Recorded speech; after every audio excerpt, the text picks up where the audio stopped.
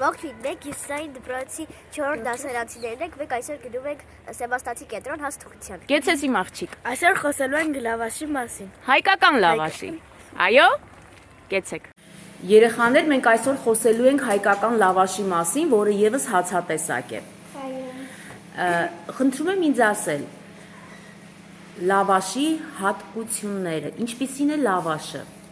Դյուրամարս է եւ ունի բարձր կալորիականություն, չէ՞։ Խմորի համար մեզ ինչ է հարկավոր երեխաներ։ Կեցե։ Թթխմոր։ Աղ, ջուր, ալյուր եւ թթխմոր։ Երեխաներ հայկական լավաշ թխում են կովկասյան ժողովուրդները։ Արարատյան դաշտավայրում հայկական լավաշը թխում են թոնրում, հետո փռում են 2 ժամ բակում, չորանում է, հավաքում են որպես ձմեռվա պաշար։ Եվ ձմռանը երեխաներ նրանք ցողում են ջրով լավաշը փափկեցնում են եւ ծածկելով կտորով, չէ՞։ Այո, կտրատում են եւ այդպես ուտում են երեխաներ։ Հայկական լավաշը որտեղ էինք թխում։ Թոնրի մեջ։ Այո։ Լավաշ թխում էին որ ժողովուրդները երեխաներ, կովկասյան եւ արևելյան այլ ժողովուրդներ։ Կեցեք։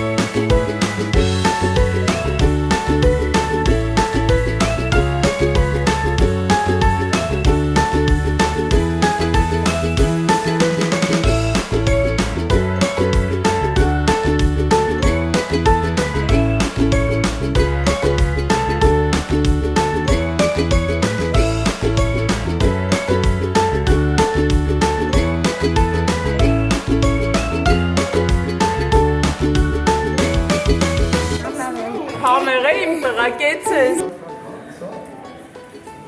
Բարև ձեզ։ Մեր աշխատանքից ձեզ բաժին ենք բերել Տիար ջան։ Մեր անգամ խոսք անցել եք, չէ՞։ Այո։ Ապրեք շատ լավ է, իսկ